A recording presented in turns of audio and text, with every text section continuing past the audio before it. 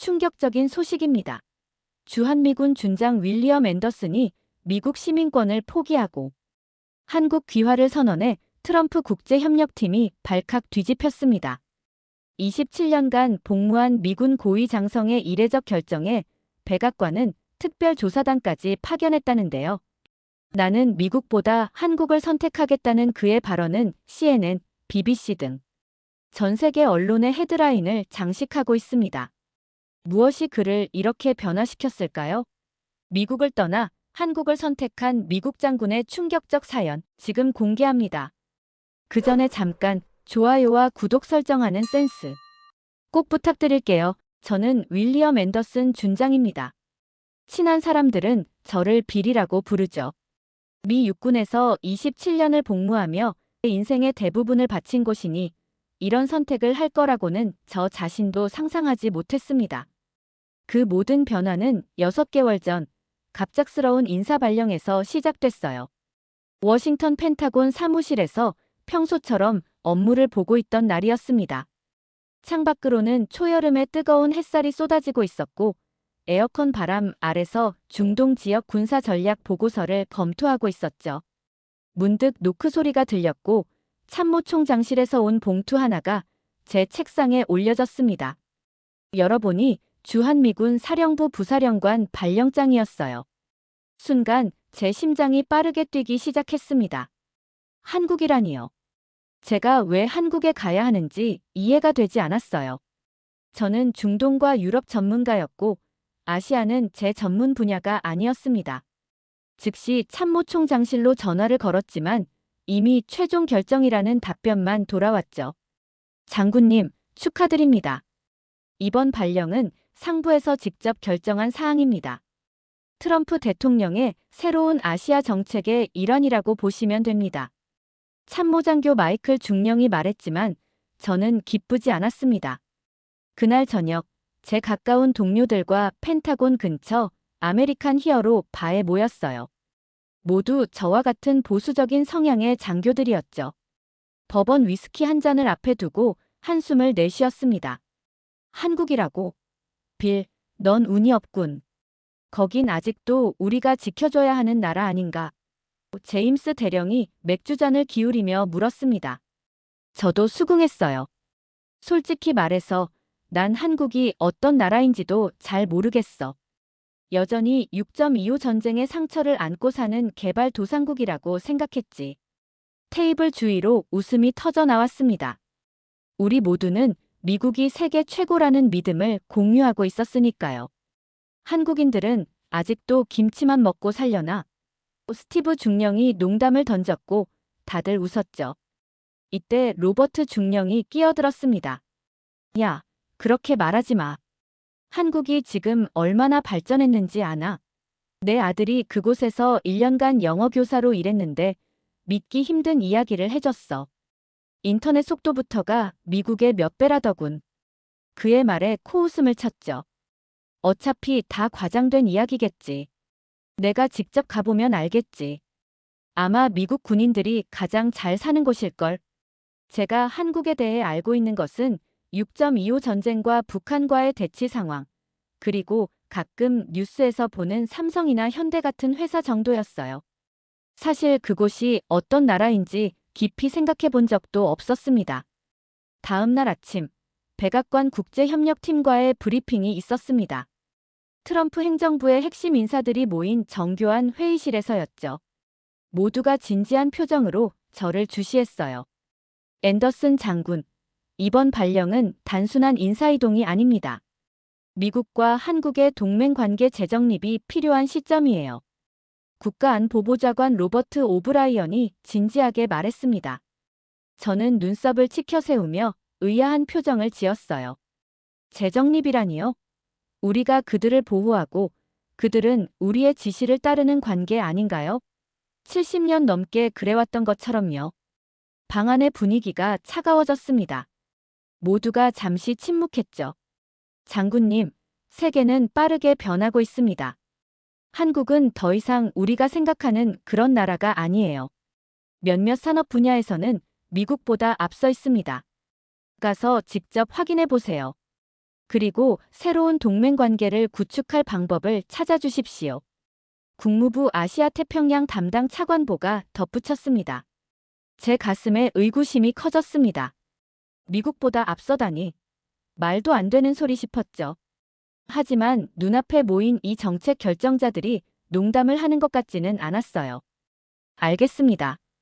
최선을 다하겠습니다. 형식적인 답변을 내놓았지만 속으로는 대체 뭐가 문제인 거지? 하는 의문이 들었습니다. 브리핑이 끝나고 펜타곤으로 돌아오는 차 안에서 제 보좌관 리처드 소령이 말했어요. 장군님, 솔직히 말해도 될까요? 한국은 미국이 생각하는 것보다 훨씬 더 발전했습니다. 제 동생이 삼성에서 일하는데 그쪽 기술력은 정말 놀랍다고 합니다. 그래? 그럼 왜 아직도 우리 군대가 그곳에 주둔하고 있지? 자기 나라도 지킬 수 없는 나라 아닌가? 제가 반문했습니다. 리처드는 잠시 망설이다 대답했습니다. 그건 복잡한 지정학적 이유가 있죠. 집에 돌아와 짐을 꾸리며 아내 캐롤에게 이야기했습니다. 제 아내는 항상 제 든든한 지원군이었어요. 여보, 6개월만 견디면 돼. 그곳에서 내 임무만 완수하고 돌아올게. 제가 말했습니다. 캐롤은 그저 미소 지으며 제 어깨를 토닥여 주었어요. 당신이라면 잘 해낼 거예요. 그리고 듣기로는 한국이 정말 아름다운 나라라던데 기회가 된다면 나도 한번 방문해보고 싶어요. 저는 웃으며 고개를 저었습니다. 글쎄, 그렇게 특별할 것 같진 않은데. 하지만 내가 오고 싶다면 나중에 초청장을 보낼게. 우리의 14살 아들 제이슨이 제 방으로 들어왔습니다. 아빠, 한국에 가신다고요? 저도 가고 싶어요. 제 친구 케빈이 그러는데 한국에는 세계 최고의 게임과 K-팝이 있대요. 저는 아들의 머리를 쓰다듬었습니다. 다음에 방학 때 와볼래? 아빠가 먼저 가서 확인해 볼게. 약속하세요? 그리고 아빠, BTS 사인 꼭 받아주세요. 제이슨이 신나하며 말했습니다. BTS가 뭐지? 저는 혼란스러운 표정을 지었고 제이슨은 한숨을 내쉬며 자기 방으로 돌아갔습니다. 출국 전날 밤 침대에 누워 생각했습니다. 미국이 세계 최강국이고 다른 나라들은 우리의 보호가 필요하다는 확신. 이런 생각이 제 피 속에 흐르고 있었습니다. 한국에 대해서는 북한의 위협 속에 살아가는 미국의 도움이 절실한 나라라는 인식뿐이었어요. 하지만 모두가 말하는 변화가 무엇인지 의문이 들었습니다. 다음 날 아침 앤드류스 공군기지에서 군용기에 탑승했습니다. 14시간의 긴 비행이 시작됐죠. 비행기 창문 밖으로 미국 대륙이 점점 작아지는 모습을 보며 묘한 감정이 들었어요. 인천행 비행기 안에서 접속한 기내 와이파이로 한국에 대한 기본 정보를 검색해 보았습니다. 경제 지표, 군사력 순위, 기술 혁신 지수. 모든 수치가 제가 알고 있던 것과 달랐어요. 특히 인터넷 속도, 스마트폰 보급률, 반도체 생산량 같은 지표에서 한국은 세계 최상위권이었습니다. 이게 정말일까? 의심스러운 마음으로 노트북을 덮었습니다. 비행기가 착륙하기 시작하며 인천의 불빛이 보였습니다. 밤하늘에 빛나는 도시의 모습은 놀라울 정도로 현대적이었어요. 그때까지만 해도 저는 몰랐죠. 제 인생이 완전히 뒤바뀔 거라는 사실을요. 제가 평생 믿어온 모든 것들이 흔들리게 될 거라는 것을. 인천국제공항에 도착한 순간 저는 충격을 받았습니다. 상상했던 것과는 완전히 달랐어요. 공항 전체가 마치 미래에서 튀어나온 듯 했죠. 깨끗하고 효율적이며 모든 것이 완벽하게 자동화되어 있었습니다.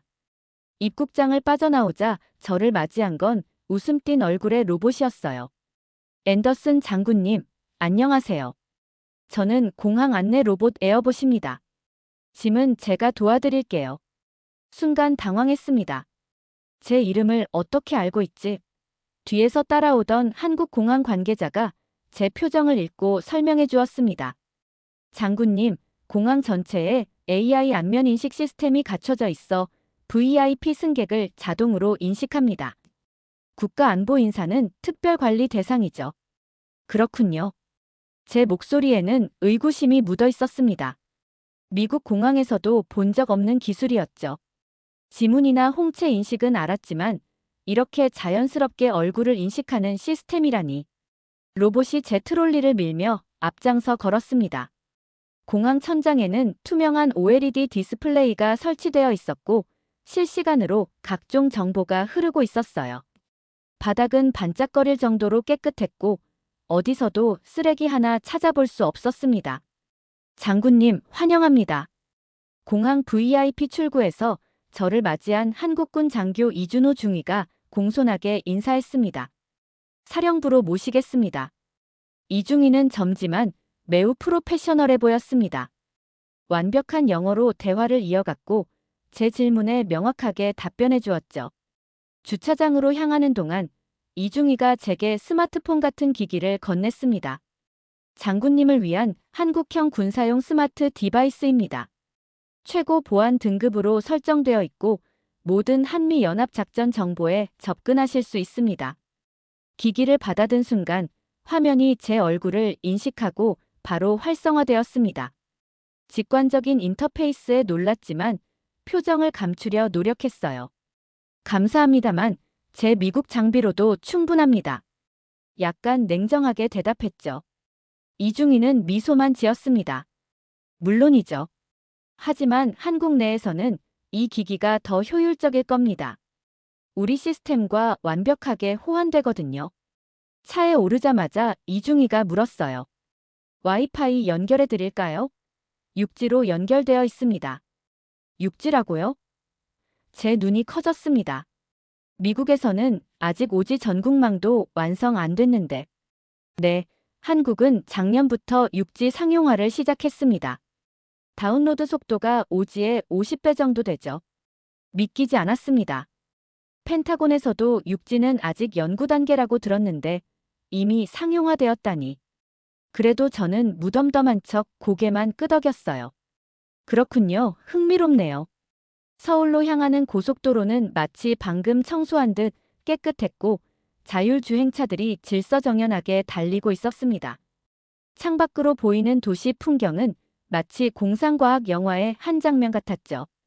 고층 빌딩들이 하늘을 찌르고 그 사이로 녹색 공간이 조화롭게 어우러져 있었어요. 이중위의 차는 일반 도로와 별도로 마련된 자율주행 전용 차선으로 진입했습니다. 그는 핸들에서 손을 떼고 차가 스스로 운전하도록 했어요. 걱정 마세요, 장군님. 이 차는 군사용 특수 AI 시스템이 탑재되어 있어 100% 안전합니다. 지금까지 사고율은 0%입니다. 저는 불안한 눈길로 앞을 바라보았습니다.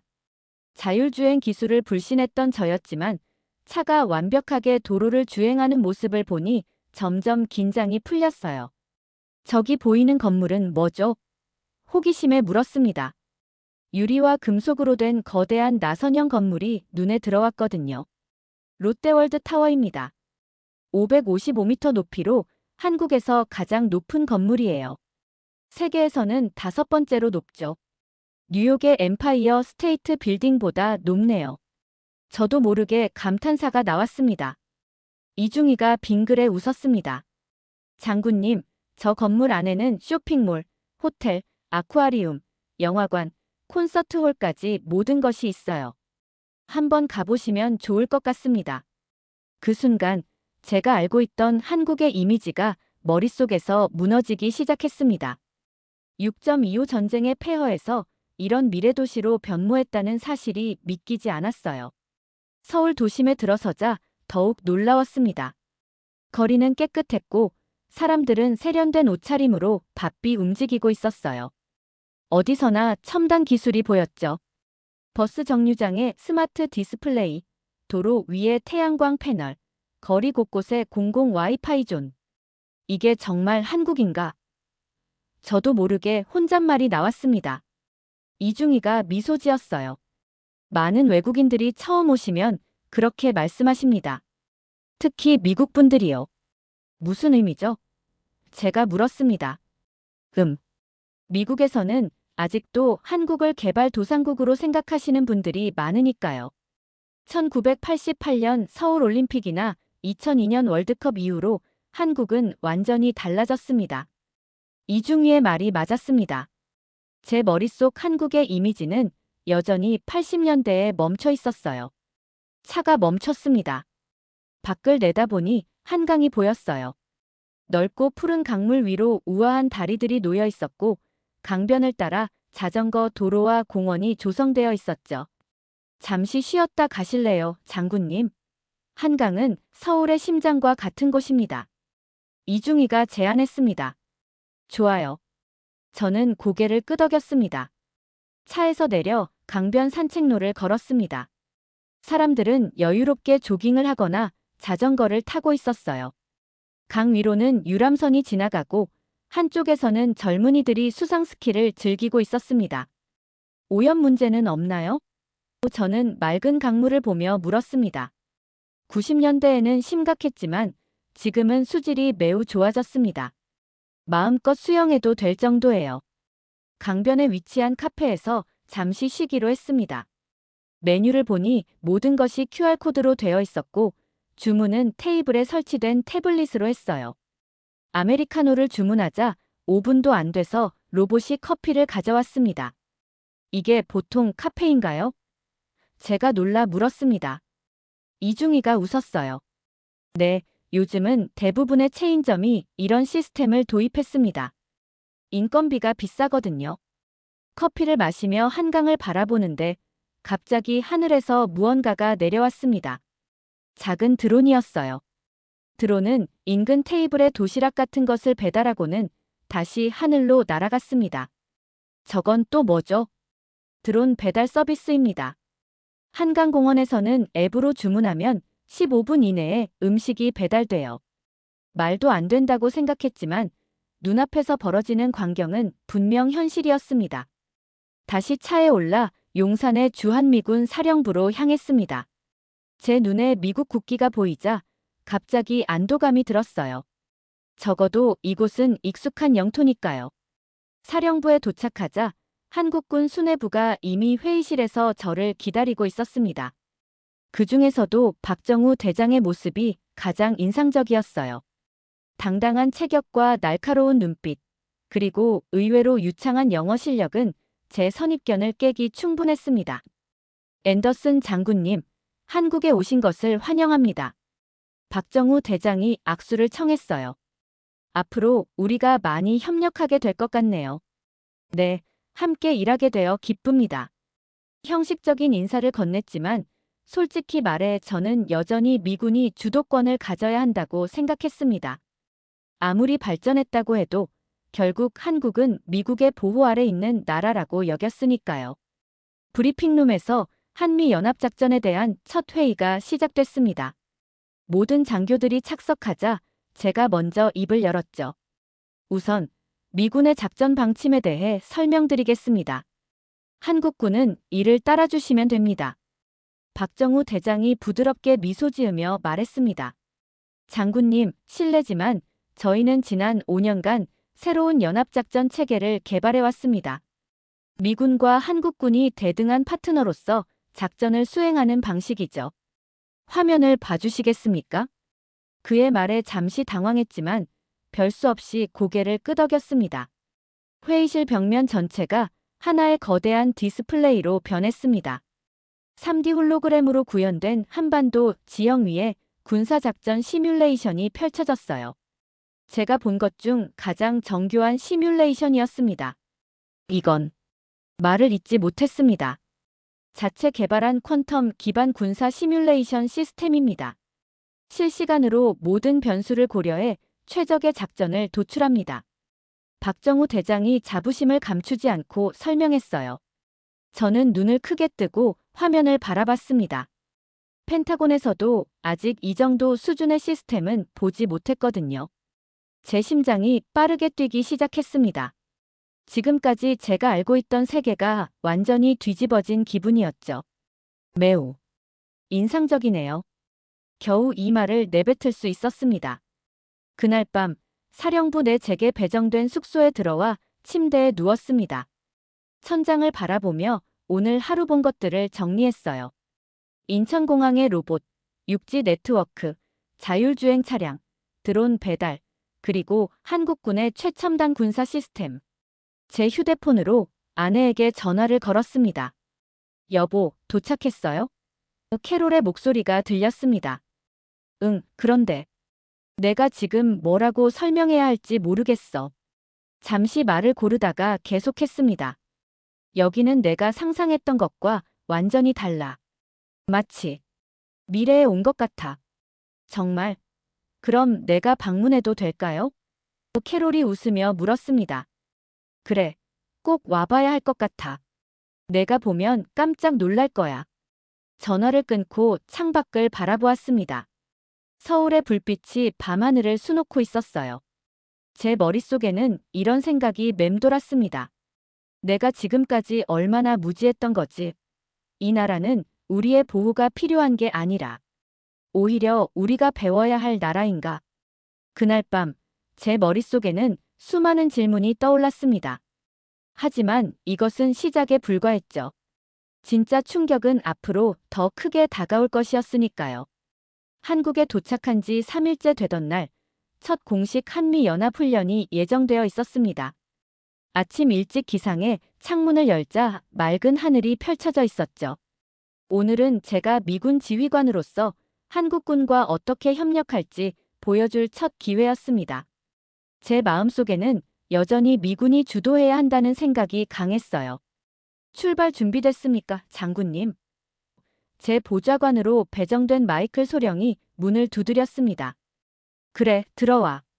저는 전투복상의 단추를 잠그며 대답했습니다. 오늘 연합작전의 세부 브리핑입니다.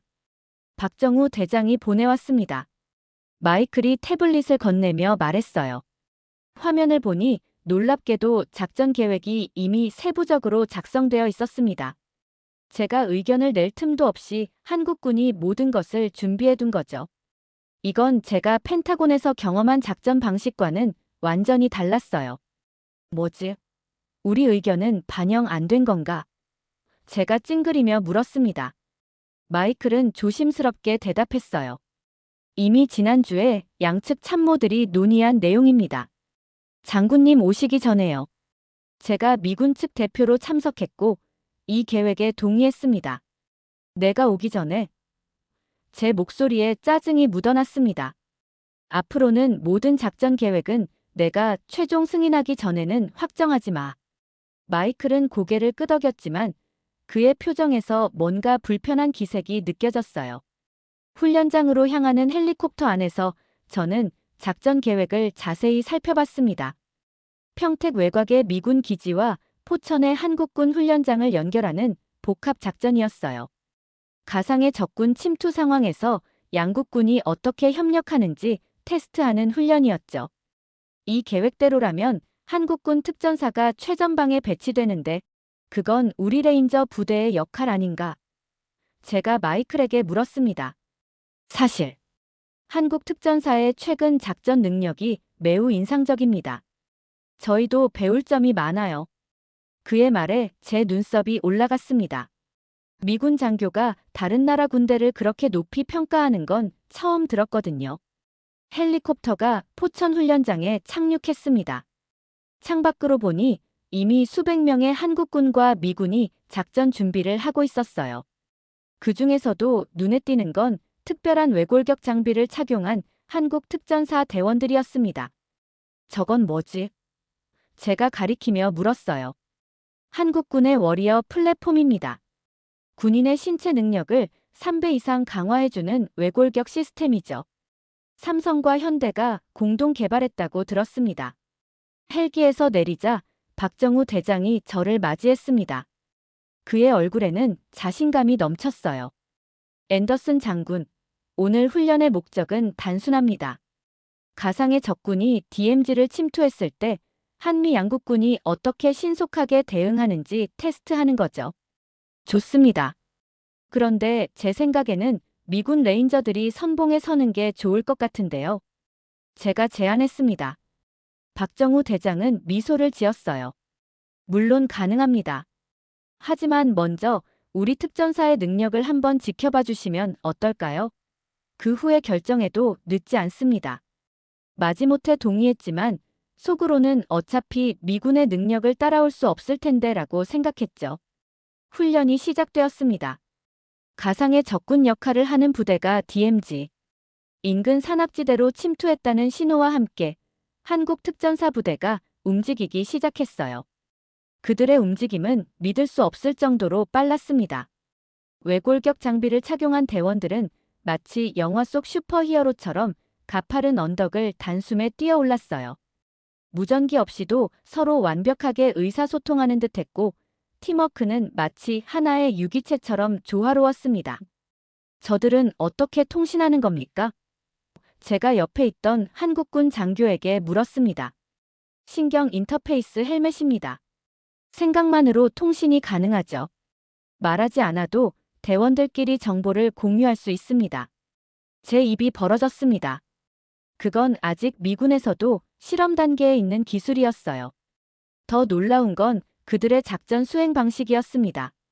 전통적인 군사 교리와는 다르게 매우 유연하고 창의적으로 상황에 대응했어요.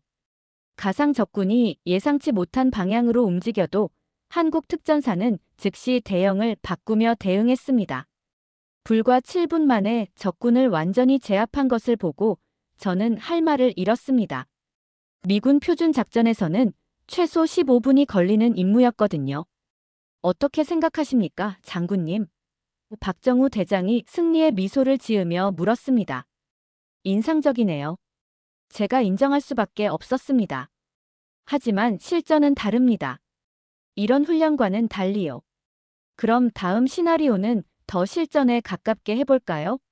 미군도 참여하시죠. 이번에는 미군 레인저 부대와 한국 특전사가 함께 작전을 수행하는 방식이었습니다. 그런데 문제가 생겼어요. 양측의 장비와 작전 방식이 너무 달라 협력에 어려움이 있었던 겁니다.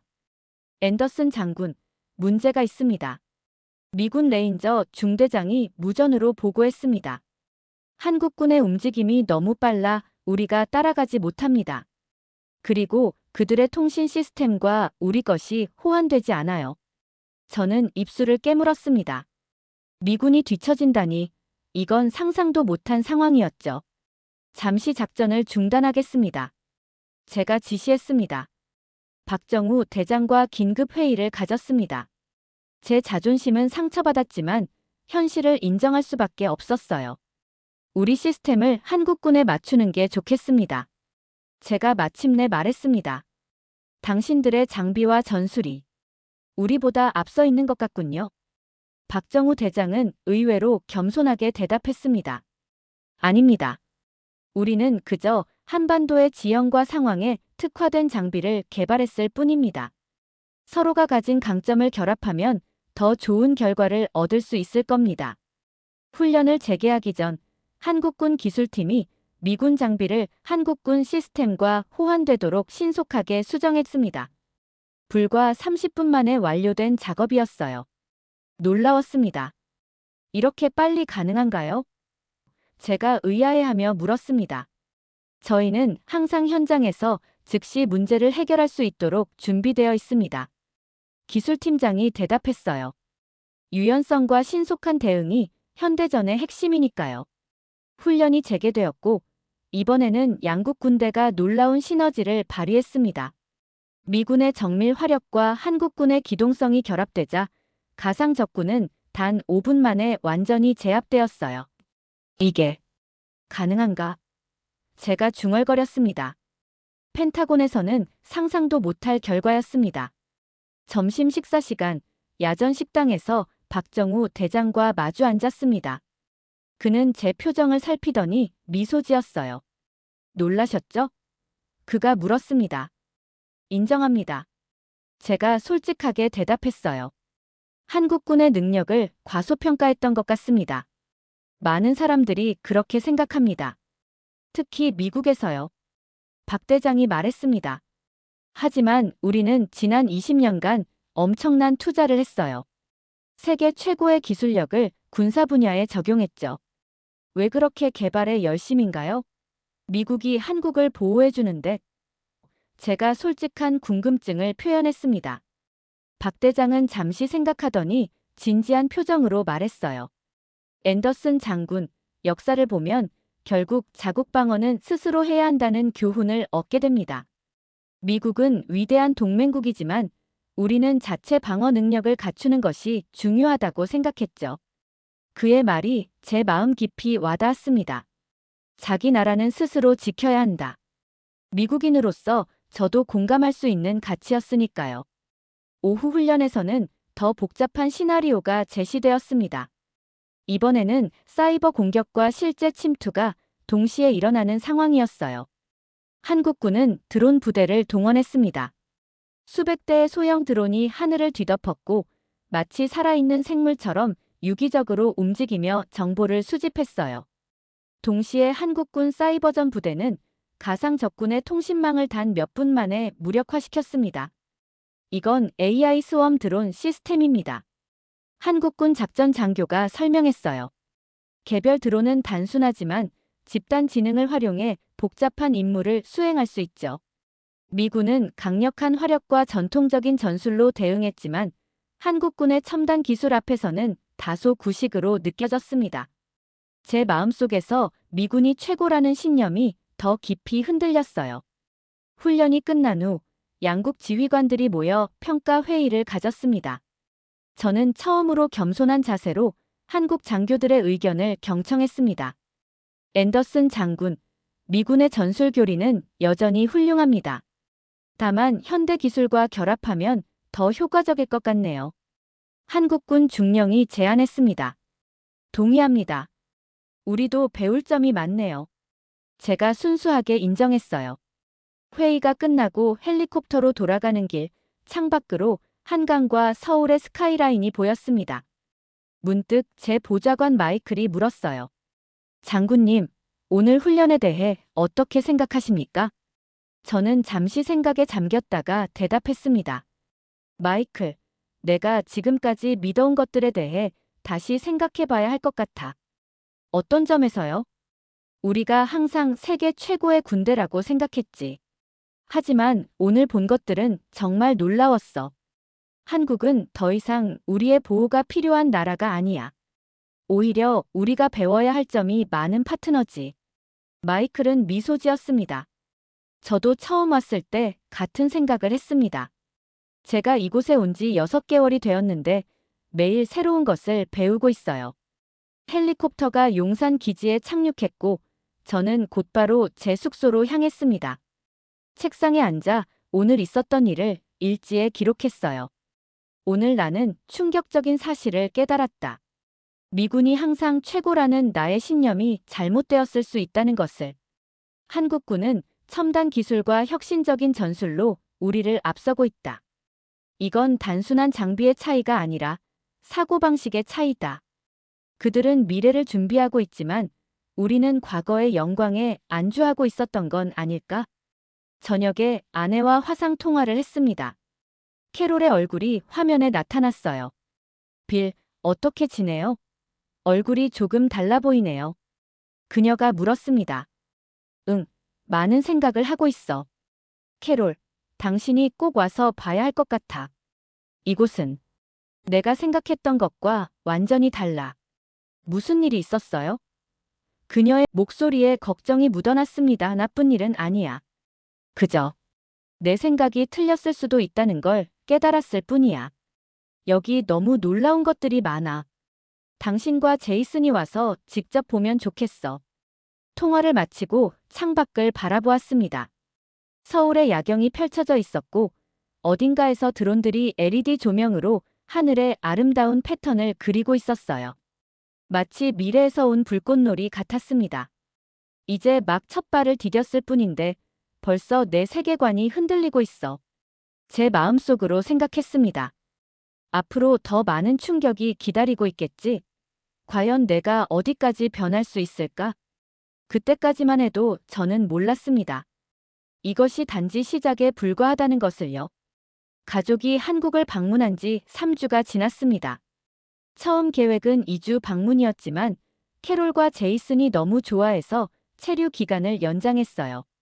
그동안 저는 주한미군 사령부에서 평소처럼 근무했고, 캐롤과 제이슨은 서울 곳곳을 탐험하며 한국 생활을 만끽했습니다. 어느 날 아침, 사무실에서 업무를 보고 있을 때 마이클 소령이 문을 두드렸습니다. 장군님, 미 국방부에서 화상회의 요청이 왔습니다. 30분 후에 시작됩니다. 알겠네, 준비해주게. 제가 대답했습니다. 회의실에 들어가자 스크린에는 제임스 밀러 장군과 국방부 주요 인사들이 보였습니다. 그들의 표정이 심상치 않아 보였어요. 앤더슨 장군, 어떻게 지내나? 밀러 장군이 형식적인 인사를 건넸습니다. 잘 지내고 있습니다, 장군님. 제가 답했어요. 좋아. 요점만 간단히 말하지. 내가 한국에서 어떤 활동을 하고 있는지 소문이 들려오고 있네.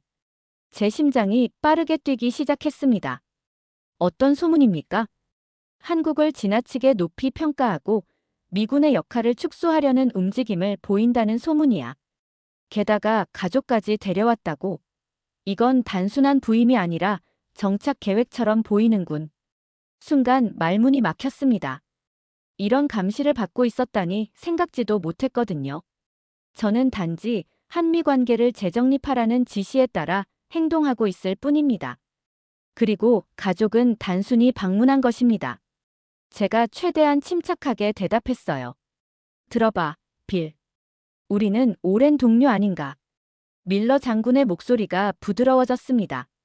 솔직히 말해봐. 뭔가 계획하고 있는 거야? 잠시 침묵이 흘렀습니다. 제 마음속에는 이미 어떤 결정이 자라나고 있었지만 아직 공개할 준비가 되어 있지 않았어요. 현재로서는 저의 임무를 충실히 수행하고 있을 뿐입니다. 다만 이곳의 상황이 우리가 알고 있던 것과는 많이 다르다는 사실을 보고드리고 싶습니다. 어떻게 다른데? 다른 장성이 물었습니다. 한국은 더 이상 우리의 보호가 필요한 나라가 아닙니다. 오히려 우리가 그들로부터 배울 점이 많습니다. 특히 첨단 기술과 도시, 인프라, 군사혁신 분야에서요. 회의실에 불편한 침묵이 흘렀습니다. 제 발언이 펜타곤의 고위 인사들을 불편하게 만든 것 같았어요. 빌, 내가 판단을 흐리고 있는 것 같군. 밀러 장군이 마침내 말했습니다. 아마 너무 오래 그곳에 있었나 보네. 한 달 내로 귀국해서 본국 근무로 전환하는 게 어떨까? 이건 명백한 소환 명령이었습니다. 제 가슴이 답답해졌어요. 검토해보겠습니다, 장군님. 제가 형식적으로 대답했습니다. 회의가 끝나고 사무실로 돌아오는 길에 마음이 무거웠습니다. 이제 결정의 시간이 더 빨리 다가왔네요. 미국으로 돌아가 평범한 장성의 삶을 이어갈 것인지 아니면 제가 진정으로 원하는 선택을 할 것인지. 그날 저녁 호텔로 돌아와 캐롤에게 상황을 설명했습니다. 펜타곤에서 나를 소환하려고 해. 한 달 내로 귀국하라는 뜻이야. 제가 침대에 앉아 말했습니다. 캐롤의 얼굴에 실망감이 스쳤어요. 그게 무슨 뜻이죠? 우리 모두 미국으로 돌아가야 한다는 건가요? 제이슨이 방에 들어오다 대화를 듣고 멈춰 섰습니다. 아빠, 우리 돌아가야 해요? 저 여기 더 있고 싶은데. 그들의 눈빛을 보니 제 마음이 더 명확해졌습니다. 우리 가족 모두 이곳에서 새로운 삶을 원하고 있었어요. 아니, 그렇지 않아도 돼. 제가 결심한 듯 말했습니다. 나에게 선택권이 있어. 어떤 선택권이요? 캐롤이 물었습니다. 미군을 떠나는 거야. 전역 신청을 하고 우리만의 길을 가는 거지. 캐롤은 놀란 눈으로 저를 바라보았습니다. 여보, 당신의 27년 군 경력을 정말 그만둘 생각인가요? 지난 몇 달간 나는 많은 것을 깨달았어, 캐롤. 내가 믿어왔던 모든 것이 도전받았고 새로운 가능성을 발견했어. 여기서의 삶이 우리 가족에게 더 나은 선택일 수 있다고 진심으로 생각해. 제이슨이 제 곁으로 다가와 앉았습니다. 아빠, 정말 여기 살 수 있는 거예요? 그래, 제이슨. 하지만 쉬운 결정은 아니야. 우리의 모든 것을 두고 와야 해. 캐롤이 제 손을 잡았습니다. 빌, 당신이 어떤 결정을 내리든 우리는 당신을 지지할 거예요. 하지만 정말 신중하게 생각해 보세요. 이건 우리 인생을 완전히 바꿀 결정이니까요. 다음 날 아침, 저는 박정우 대장에게 개인적인 대화를 요청했습니다. 제 사무실에서 만난 우리는 커피를 마시며 진지한 대화를 나눴어요. 박 대장, 솔직한 조언이 필요합니다. 제가 입을 열었습니다. 외국인이 한국에서 새 삶을 시작하는 것이 가능할까요? 박 대장의 눈이 커졌습니다. 장군님, 혹시 한국에 정착하는 것을 고려하시는 건가요? 네, 진지하게 생각하고 있습니다. 제가 솔직하게 대답했어요. 제 가족도 이곳에서의 삶을 원하고 있고요. 박 대장은 잠시 생각하더니 미소를 지었습니다. 물론 가능합니다. 한국은 전문 인력을 환영하는 이민 정책을 가지고 있어요. 특히 장군님 같은 분의 경험과 지식은 매우 가치 있을 겁니다. 그리고 시민권도 가능할까요? 제가 조심스럽게 물었습니다. 박 대장은 잠시 놀란 표정을 지었지만 곧 진지해졌습니다. 네, 일정 기간 거주 후 가능합니다. 하지만 미국 시민권은 포기해야 할 수도 있어요. 이중 국적이 제한적이거든요. 이해합니다. 제가 고개를 끄덕였습니다. 그런데 장군님, 이런 결정은 커리어뿐만 아니라 정체성의 문제이기도 합니다. 미국 육군 장성으로서의 삶을 포기한다는 건 쉬운 일이 아닐 텐데요. 제가 깊은 한숨을 내쉬었습니다. 네, 알고 있습니다. 하지만 이곳에서 보낸 시간이 제 인생관을 완전히 바꿔놓았어요. 미국에는 없는 것들을 여기서 발견했거든요. 어떤 것들인가요? 안전, 효율성, 혁신, 그리고 미래에 대한 준비. 미국은 과거의 영광에 안주하고 있지만 한국은 끊임없이 앞으로 나아가고 있어요. 제 아들이 이런 환경에서 자라길 원합니다. 대화를 마친 후 박 대장은 제게 도움을 약속했습니다. 그는 한국 국방부와 이민국의 지인들을 소개해주겠다고 했어요. 미군 장성이 한국에 정착하는 건 전례 없는 일이었지만 불가능하지는 않다고 말했죠. 그날 오후, 저는 본격적으로 계획을 세우기 시작했습니다. 미 육군에 조기 전역 신청서를 작성하고 한국에서의 새로운 직업 가능성을 알아보기 시작했어요. 저녁에는 가족과 함께 구체적인 계획을 논의했습니다. 내가 생각하기에는 국제안보 컨설턴트로 일할 수 있을 것 같아. 제가 말했어요. 한국 기업이나 정부 기관에서 군사 전략 자문 역할을 할 수 있겠지. 저는 영어 교육이나 번역 일을 할 수 있을 것 같아요. 캐롤이 대답했습니다. 제 스페인어 실력도 도움이 될 수 있고요. 제이슨은 국제학교 입학 안내서를 들고 있었습니다. 저는 이 학교에 가고 싶어요. 로봇공학 특별반이 있대요. 우리의 계획이 점점 구체화되는 동안 갑자기 초인종이 울렸습니다. 문을 열어보니 마이클 소령이 긴장된 표정으로 서 있었어요. 장군님, 대통령실에서 연락이 왔습니다. 트럼프 대통령의 국제협력팀에서 장군님과 대화를 원한다고 합니다. 순간 긴장이 되었습니다. 제 결정이 이미 백악관까지 알려진 걸까요? 언제죠? 제가 물었습니다. 내일 오전 9시에 화상회의가 예정되어 있습니다.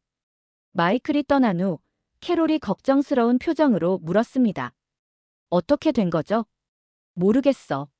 하지만 아마도 내 결정에 대해 압력을 넣으려는 것 같아. 제가 추측했습니다. 그날 밤 잠을 이루기 어려웠습니다. 제 결정은 단순한 개인적 선택을 넘어 국제적인 문제가 될 수도 있다는 것을 깨달았거든요. 미군 고위 장성이 다른 나라에 정착하겠다고 선언하는 일은 전례가 없었으니까요. 다음 날 아침 정장을 차려입고 사령부 회의실로 향했습니다. 스크린이 켜지고 백악관 국제협력팀의 수석보좌관 로버트 윌슨과 국방부 고위 인사들이 나타났어요. 앤더슨 장군, 반갑습니다. 윌슨이 말했습니다. 대통령께서 직접 당신의 상황에 관심을 표명하셨습니다. 영광입니다. 제가 형식적으로 대답했습니다. 장군님, 솔직히 말씀드리겠습니다. 윌슨이 계속했어요. 우리는 당신이 미군을 떠나 한국에 정착할 계획을 세우고 있다는 정보를 입수했습니다. 사실인가요? 순간 숨이 멎는 듯 했습니다. 그들이 어떻게 알았을까요? 아직 정식으로 신청서를 제출하지도 않았는데. 그렇습니다. 검토 중인 옵션 중 하나입니다. 제가 침착하게 대답했어요. 윌슨의 표정이 굳어졌습니다. 장군님, 이것은 단순한 개인적 결정이 아닙니다. 국가 안보와 관련된 문제이고 미국의 국제적 위상에 영향을 미칠 수 있어요. 저는 그저 제 가족에게 최선의 선택을 하려는 것뿐입니다. 제가 대답했습니다. 미 육군 장성으로서 당신은 미국을 대표합니다. 한국으로 이주한다는 것은 미국에 대한 배신으로 해석될 수 있어요. 그 말에 제 속에서 분노가 올라왔습니다. 저는 27년간 이 나라를 위해 헌신했습니다. 개인적인 선택을 배신이라고 부르는 건 부당합니다. 팽팽한 침묵이 흘렀습니다. 마침내 다른 관료가 목을 가다듬고 말했어요. 앤더슨 장군, 우리는 당신의 공로를 인정합니다. 그래서 타협안을 제안하려 합니다. 한국에서의 임무를 마치고 미국으로 귀국하시면 펜타곤에서 한국-미국 관계 개선을 위한 특별 태스크포스를 이끄는 자리를 드리겠습니다. 가족들과 함께 워싱턴에서 편안하게 지내실 수 있을 겁니다. 이건 명백한 회유였습니다. 그들은 제가 거절하기 어려운 제안을 한 것이었죠. 고려해보겠습니다. 제가 중립적으로 대답했습니다. 회의가 끝나고 저는 사무실로 돌아와 창밖을 바라보았습니다. 서울의 스카이라인이 눈부신 햇살 아래 빛나고 있었어요. 이제 정말 중요한 결정을 내려야 할 시간이 왔습니다. 그때 박정우 대장이 노크 소리와 함께 들어왔습니다. 회의는 어땠습니까? 그가 물었습니다. 예상대로였습니다. 압력도 있었고 회유도 있었죠. 제가 한숨을 쉬며 대답했어요. 결정하셨습니까? 네. 제가 고개를 끄덕였습니다. 제 마음은 이미 정해졌어요. 무엇으로 결정하셨는지 물어봐도 될까요? 창밖을 바라보며 제가 말했습니다. 저와 제 가족은 한국에서 새 삶을 시작할 겁니다. 미국 시민권을 포기하더라도요. 박 대장의 눈이 커졌습니다. 정말입니까? 그건 정말 큰 결정이에요. 네, 알고 있습니다. 하지만 제 가족의 미래를 위한 최선의 선택이라고 확신해요. 그날 저녁, 저는 공식적으로 미 육군의 조기 전역 신청서를 제출했습니다. 동시에 한국 법무법인의 도움을 받아 영주권과 향후 시민권 신청 절차를 시작했어요. 집에 돌아와 캐롤과 제이슨에게 최종 결정을 알렸습니다. 정말로 결정했어요? 캐롤이 물었습니다. 네, 결정했어요. 우리는 한국에서 새 삶을 시작할 겁니다. 제가 단호하게 대답했어요. 제이슨이 환호성을 질렀습니다. 야호! 저 정말 좋아요, 아빠. 캐롤은 제 손을 꼭 잡았습니다. 빌, 당신이 행복하다면 나도 행복해요. 우리 함께 이 새로운 모험을 시작해요. 다음 날, 제 결정은 미군 내부에 폭탄과 같은 충격을 주었습니다. 미 육군 준장이 전역을 신청하고 한국에 정착하겠다는 소식은 순식간에 퍼졌어요. 펜타곤에서는 긴급회의가 소집되었고 백악관에서도 이 문제를 논의하기 시작했다고 들었습니다.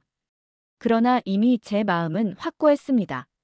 수많은 전화와 메시지로 저를 만류하려는 시도가 있었지만 저는 흔들리지 않았어요.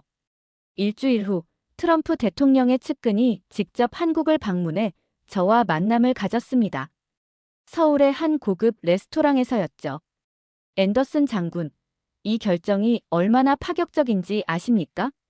대통령 특사가 물었습니다. 미군 고위 장성이 다른 나라에 정착한다니 이건 전례가 없는 일입니다. 저도 알고 있습니다. 제가 차분하게 대답했어요. 하지만 이건 제 가족과 제 미래에 관한 결정입니다. 대통령께서 직접 당신과 대화하길 원하십니다. 다시 한번 생각해 보시길 바랍니다. 제 결정은 변하지 않을 겁니다. 제가 단호하게 말했습니다. 그날 저녁 호텔로 돌아와 캐롤과 함께 앞으로의 계획을 구체화했습니다.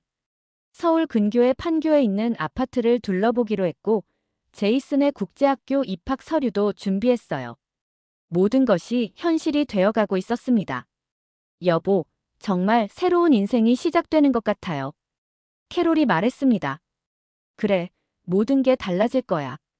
하지만 좋은 방향으로. 제가 대답했어요. 그날 밤 침대에 누워 생각했습니다. 제가 미국을 떠나 한국을 선택한다는 것은 단순한 거주지 변경이 아니었어요. 그것은 제 정체성, 제 가치관, 그리고 세계를 바라보는 시각의 완전한 변화였습니다. 다음 날 아침, 제 사무실 문을 박정우 대장이 두드렸습니다. 앤더슨 장군, 뉴스를 들으셨나요? 무슨 뉴스요? 제가 물었습니다. 당신의 결정이 언론에 보도됐습니다. CNN, BBC, FOX 등 모든 주요 매체에서 다루고 있어요. 제 심장이 빠르게 뛰기 시작했습니다. 이제 돌이킬 수 없는 강을 건넌 거였죠. 박 대장이 태블릿을 건네주었습니다. 화면에는 제 사진과 함께 큰 헤드라인이 보였어요. 미 육군 준장, 한국 시민권 위에 미국 떠나기로. 뉴스를 읽어 내려가자 현기증이 느껴졌습니다. 제 결정은 이제 국제적인 뉴스가 되었고 모두의 관심이 저에게 쏠려 있었어요. 이제 어떻게 할 계획입니까? 박 대장이 물었습니다. 깊은 숨을 들이마시고 대답했습니다. 공식 기자회견을 열겠습니다. 제 입으로 직접 설명할 필요가 있겠네요. 그날 오후, 저는 사령부 밖에서 첫 공식 기자회견을 열었습니다. 세계 각국의 기자들이 모인 가운데 제가 마이크 앞에 섰어요. 여러분, 저는 27년간 미국을 위해 복무해온 윌리엄 앤더슨 준장입니다. 오늘 저는 개인적인 결정에 대해 말씀드리고자 합니다. 네, 사실입니다. 저와 제 가족은 한국에 정착하기로 결정했습니다. 기자들의 질문이 빗발쳤습니다. 장군님, 왜 미국을 떠나기로 결정하셨습니까? 이것이 미국에 대한 배신이라는 비판에 대해 어떻게 생각하십니까? 북한의 위협 속에 있는 한국을 선택한 이유는 무엇입니까? 차분하게 대답했습니다. 이것은 정치적 결정이 아닙니다. 저는 단지 제 가족에게 최선의 미래를 제공하기 위한 선택을 했을 뿐입니다. 한국에서 보낸 시간 동안 저는 이곳의 안전성, 교육 시스템, 의료 서비스, 그리고 삶의 질에 깊은 인상을 받았습니다. 마지막 질문에 답하며 제가 말했습니다. 한국은 더 이상 북한의 위협 속에 있는 나라가 아닙니다. 이곳은 첨단 기술과 혁신으로 가득한 스스로를 방어할 수 있는 강한 나라입니다. 저는 이곳에서 미국보다 더 밝은 미래를 보았습니다. 그래서 저는 미국보다 한국을 선택하겠습니다. 기자회견이 끝나고 호텔로 돌아왔을 때 캐롤과 제이슨이 TV로 생중계를 지켜보고 있었습니다. 여보, 정말 용기 있었어요. 캐롤이 제게 다가와 안아주었습니다. 제이슨도 제게 달려왔습니다. 아빠가 자랑스러워요. 그들의 지지가 제게 큰 힘이 되었습니다. 이제 남은 것은 새로운 삶을 시작하는 일뿐이었죠. 그날 밤, 전 세계는 제 결정에 대해 이야기하고 있었습니다. 미국에서는 비판의 목소리가 높았고 한국에서는 환영과 놀라움이 섞인 반응이었어요. 그러나 이제 돌아갈 수 없는 강을 건넜다는 것을 알았습니다. 다음 날 아침, 박정우 대장이 제게 전화를 걸었습니다. 앤더슨 장군, 대통령께서 당신을 만나고 싶어 하십니다. 한국 대통령이요? 제가 놀라 물었습니다. 네, 당신의 결정이 매우 큰 뉴스가 되었거든요. 모든 것이 순조롭게 진행될 수 있도록 대통령께서 직접 도움을 주고 싶어 하십니다. 그날 오후, 아내와 함께 청와대로 향했습니다. 역사적인 순간이 다가오고 있었죠. 미 육군 준장이 한국 시민이 되기 위해 미국을 떠난다는 사실은 양국 관계에서 전례 없는 일이었습니다. 제 결정은 이제 단순한 개인적 선택이 아니라 국제적인 이슈가 되었습니다. 하지만 그 어떤 외부 압력에도 제 마음은 변하지 않았어요. 미국을 떠나 한국을 선택하는 것. 이제 저는 그 결정을 위해 모든 것을 걸 준비가 되어 있었습니다. 청와대에 도착하자 경호원들이 예의 바르게 맞이했습니다. 캐롤은 긴장한 표정이었지만 저는 이상하게도 평온한 마음이었어요. 마치 오랫동안 해야 했던 일을 마침내 하게 된 것처럼 느껴졌습니다. 앤더슨 장군님과 부인, 이쪽으로 오십시오. 청와대 의전 담당 직원이 우리를 안내했습니다. 웅장한 복도를 지나 대통령 집무실 앞에 도착했습니다. 문이 열리고 한국 대통령이 직접 우리를 맞이했어요. 앤더슨 장군, 만나서 반갑습니다. 오랫동안 당신의 활동을 지켜보았습니다. 영광입니다, 대통령님. 제가 정중히 인사했습니다. 회담은 예상보다 훨씬 더 편안한 분위기에서 진행되었습니다. 대통령은 제 결정을 존중한다며 한국 사회에 기여할 수 있는 방안들을 논의하고 싶다고 했어요. 앤더슨 장군의 경험과 지식은 한국의 큰 자산이 될 것입니다. 우리는 당신의 새 출발을 전적으로 지원할 것입니다. 그날 저녁 호텔로 돌아오는 길에 캐롤이 물었습니다. 어떤 생각이 들어요? 확신이 생겼어. 제가 대답했습니다. 이제 돌이킬 수 없는 길에 들어섰지만 이것이 우리 가족에게 최선의 선택이라고 믿어. 청와대 방문 이후 일주일이 지났습니다. 그동안 제 결정은 전 세계 뉴스의 헤드라인을 장식했죠. 미국 주요 방송사들은 특별보도 프로그램을 편성했고 소셜미디어에서는 와이코리어 해시태그가 트렌드가 되었습니다. 한국에 대한 관심이 폭발적으로 증가한 것이었어요. 저는 CNN과의 단독 인터뷰를 통해 제 입장을 공식적으로 밝히기로 했습니다. 서울의 한 호텔 스위트룸에서 진행된 인터뷰는 전 세계에 생중계되었어요. 앤더슨 장군님, 왜 한국을 선택하셨습니까? 진행자가 첫 질문을 던졌습니다. 깊은 숨을 들이신 후 대답했습니다. 저는 27년간 미국을 위해 복무했고 미국을 사랑합니다. 하지만 지난 6개월간 한국에서 생활하며 깨달은 것이 있습니다. 세계는 우리가 생각하는 것보다 훨씬 넓고 때로는 익숙한 것을 벗어나 새로운 가치를 찾아야 한다는 것을요. 구체적으로 한국의 어떤 점이 당신을 매료시켰나요? 안전, 효율성, 교육 시스템, 의료 서비스, 그리고 무엇보다 미래를 향한 비전입니다. 한국은 어려운 과거를 딛고 놀라운 발전을 이룩했어요. 이런 혁신과 도전 정신이 제 가족에게 더 나은 삶을 제공할 것이라 믿습니다. 인터뷰가 방송된 후 제 이야기는 더 큰 반향을 일으켰습니다. 백악관 대변인은 공식 성명을 통해 제 결정에 깊은 우려를 표명했지만 동시에 개인의 선택을 존중한다고 밝혔어요. 트럼프 대통령은 자신의 소셜미디어 계정을 통해 직접 언급했습니다. 앤더슨 장군의 결정은 이해할 수 없습니다. 우리는 한국에서 무슨 일이 벌어지고 있는지 철저히 조사할 것입니다. 미국보다 나은 게 뭐가 있다는 건지 말이죠. 이 발언은 오히려 미국 내에서 한국에 대한 관심을 폭발적으로 높였습니다. 언론들은 앞다투어 한국의 매력에 대한 특집 기사를 내보냈고 여행사들은 한국 투어 예약이 급증했다고 고도했어요. 이러한 상황 속에서 저는 공식적인 기자회견을 열기로 결정했습니다. 서울 시내의 한 호텔에서 전 세계 언론이 지켜보는 가운데 제 가족과 함께 무대에 섰어요. 오늘 저는 제 인생에서 가장 중요한 결정을 공식화하고자 합니다. 제가 떨리는 목소리로 말했습니다. 저 윌리엄 앤더슨과 제 가족은 미국 시민권을 포기하고 대한민국 국적 취득을 위한 절차를 시작했습니다. 저는 미국보다 한국을 선택하겠습니다. 장내가 술렁였습니다. 카메라 플래시가 끊임없이 터졌고 기자들의 질문이 쏟아졌어요. 왜 그런 극단적인 결정을 내리셨습니까? 미국에 대한 배신이라는 비판에 어떻게 답하시겠습니까? 북한의 위협 속에 있는 한국을 선택한 이유가 무엇입니까?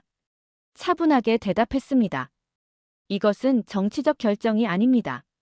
저와 제 가족은 단지 더 나은 삶을 선택했을 뿐입니다. 한국의 안전성, 교육 시스템, 의료 서비스, 그리고 삶의 질은 제가 경험해본 어떤 나라보다 뛰어납니다. 호텔로 돌아오는 길에 저는 문득 이 모든 상황이 꿈만 같다는 생각이 들었습니다. 불과 6개월 전, 저는 철저한 미국 우선주의 신념을 가진 미 육군 장성이었어요. 한국을 미국의 보호가 필요한 나라로만 생각했던 사람이 이제는 그곳을 자신의 새로운 조국으로 선택하겠다고 선언한 것입니다. 그날 저녁 뉴스에서는 제 이야기가 헤드라인을 장식하고 있었습니다. CNN, BBC, FOX 등 모든 주요 매체가 미 육군 준장의 충격적 선택이라는 제목으로 특별 보도를 했어요. 뉴스 앵커의 목소리가 TV에서 흘러나왔습니다. 미국의 윌리엄 앤더슨 준장이 전례 없는 결정을 내렸습니다. 27년간 미 육군에서 복무한 그가 미국 시민권을 포기하고 한국 국적을 취득하겠다고 선언한 것입니다. 이 충격적인 뉴스는 워싱턴과 서울 양쪽에서 큰 파장을 일으키고 있습니다. 화면에는 백악관 대변인의 모습이 보였습니다. 우리는 앤더슨 준장의 개인적 결정을 존중합니다만 이것이 미-한 동맹에 미치는 영향에 대해 우려하고 있습니다. 대통령은 이 사안을 면밀히 주시하고 있습니다. 제 휴대폰은 쉴 새 없이 울렸습니다. 미국 전역에서 옛 동료들과 친구들이 연락해왔어요. 대부분은 제 결정에 충격을 받았지만 몇몇은 이해와 지지를 보내주었습니다. 빌, 자네가 왜 그런 결정을 했는지 이해할 수 있을 것 같아. 옛 동료 제임스 대령이 문자를 보냈습니다. 나도 작년에 한국을 방문했을 때 깊은 인상을 받았어. 용기 있는 선택을 축하하네.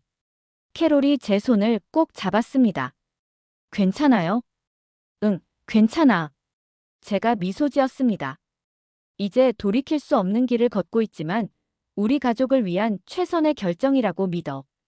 다음 날 아침 CNN 뉴스에서는 제 이야기를 더 깊이 다루는 특별 프로그램을 방송했습니다. 앤더슨 장군의 선택 미국의 자존심에 대한 도전이라는 제목의 다큐멘터리였어요. 앤더슨 장군의 결정은 단순한 개인의 선택을 넘어서는 의미를 갖습니다. 해설자의 목소리가 흘러나왔습니다. 이것은 미국의 글로벌 리더십에 대한 묵직한 질문을 던집니다. 왜 미국의 고위 장성이 다른 나라를 선택했을까? 미국이 잃어버린 것은 무엇인가? 그날 오후, 저희 가족은 서울 강남의 새 아파트를 둘러보러 갔습니다. 이제 한국에서의 새 삶을 본격적으로 준비하기 시작한 것이었죠. 첨단 스마트홈 시스템과 멋진 전망의 아파트는 제이슨을 흥분시키기에 충분했습니다. 아빠, 이게 정말 우리 집이 될 거예요? 믿을 수 없어요. 제이슨이 환호했습니다. 그때 제 휴대폰이 울렸습니다. 박정우 대장이었어요. 앤더슨 장군, 중요한 소식이 있습니다. 미국에서 대규모 조사단이 오고 있습니다. 국방부, 국무부, 백악관 인사들이 포함된 팀이 한국의 실상을 조사하겠다고 합니다. 그게 무슨 의미죠? 제가 물었습니다. 당신의 결정이 생각보다 더 큰 파장을 일으키고 있어요. 미국 정부가 한국이 어떤 점에서 미국보다 앞서 있는지 공식적으로 조사하려는 것 같습니다. 저는 그 말을 듣고 웃을 수밖에 없었습니다. 이건 정말 예상하지 못했군요. 제 개인적인 선택이 이런 국제적 관심을 불러일으키다니. 사실 이건 한국에게 좋은 기회일 수도 있습니다. 박 대장이 말했어요. 우리의 발전상을 세계에 보여줄 수 있으니까요. 그의 말이 맞았습니다. 제 결정은 한국을 세계의 주목을 받는 위치로 올려놓았어요. 특히 미국인들에게 한국은 더 이상 도움이 필요한 나라가 아닌 배울 점이 많은 나라로 인식되기 시작했습니다. 일주일 후, 우리 가족은 드디어 새 아파트로 이사했습니다. 판교의 초현대적인 아파트 단지는 마치 미래도시에 온 듯한 느낌을 주었어요. 모든 것이 스마트폰 앱으로 제어되는 첨단 스마트홈 시스템, 단지 내 공유 정원과 체육시설, 그리고 24시간 보안 서비스까지 갖춘 공간이었습니다. 제이슨은 자신의 방에 설치된 첨단 게임 시스템에 완전히 매료되었습니다. 아빠, 이거 진짜 멋져요. 우리 집이 미국에 있는 친구들 집보다 100배는 좋아요. 제이슨이 신이 나서 말했습니다. 캐롤도 새 집에 만족한 표정이었습니다. 빌, 정말 좋은 선택이었어요. 이곳에서의 삶이 벌써 훨씬 편안하게 느껴져요. 그 순간 제 휴대폰이 울렸습니다. 미국 국방부 장관의 전화였어요. 앤더슨, 잘 지내나? 장관의 목소리가 들렸습니다. 네, 장관님.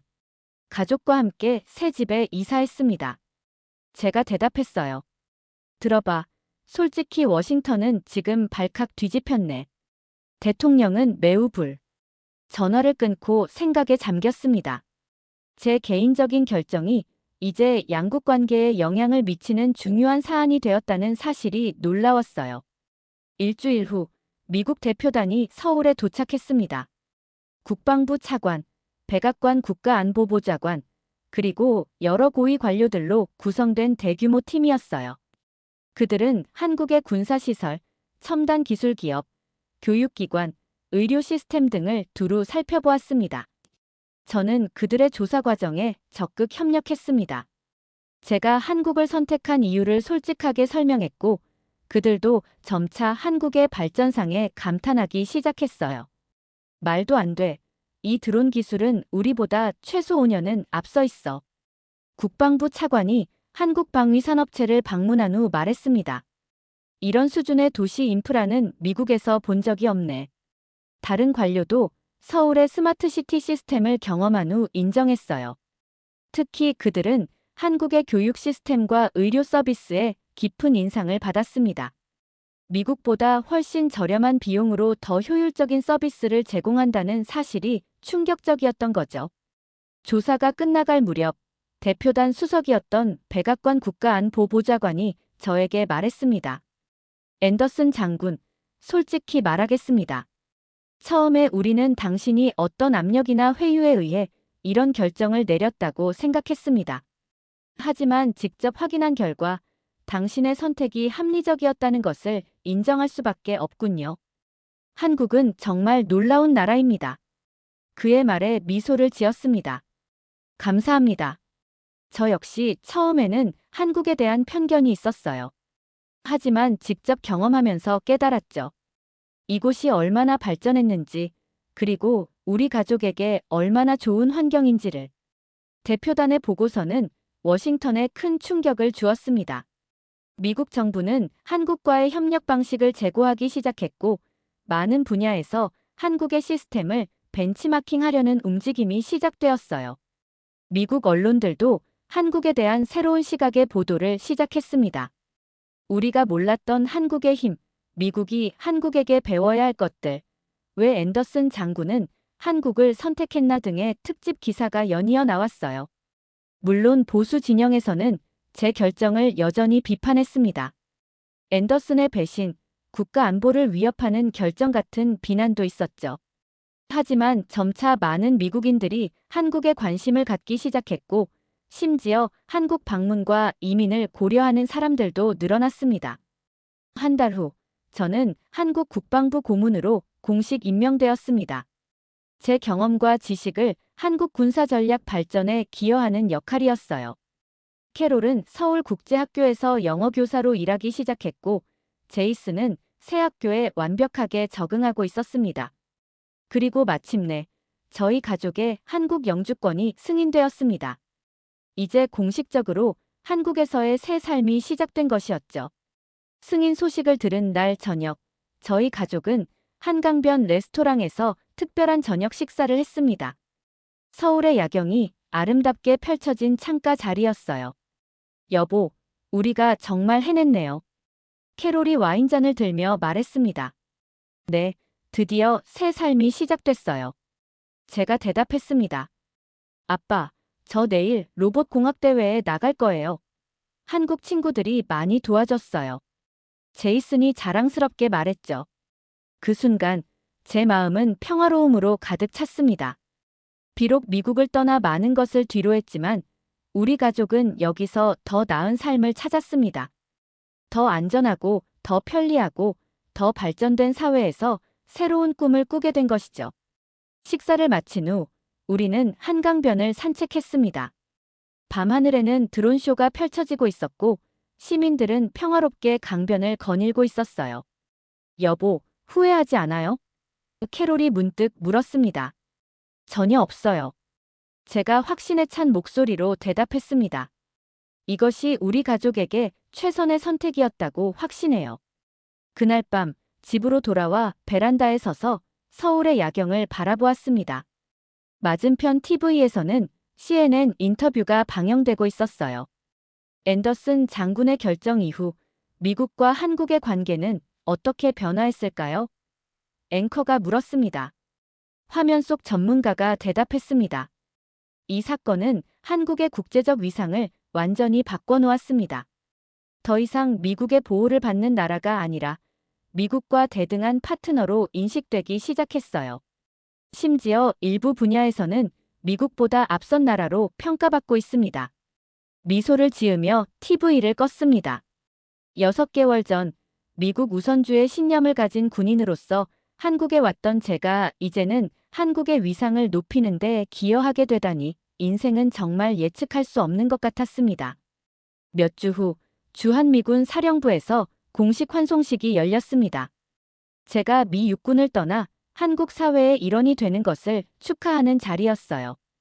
앤더슨 장군, 당신은 미국 군인으로서 명예롭게 복무했습니다. 이제 새로운 여정을 시작하시지만 우리는 항상 당신을 존경할 것입니다. 새로 부임한 주한미군 사령관이 말했습니다. 제가 마이크 앞에 섰습니다. 27년간 미 육군에서 복무한 것은 제 인생의 영광이었습니다. 하지만 때로는 변화가 필요합니다.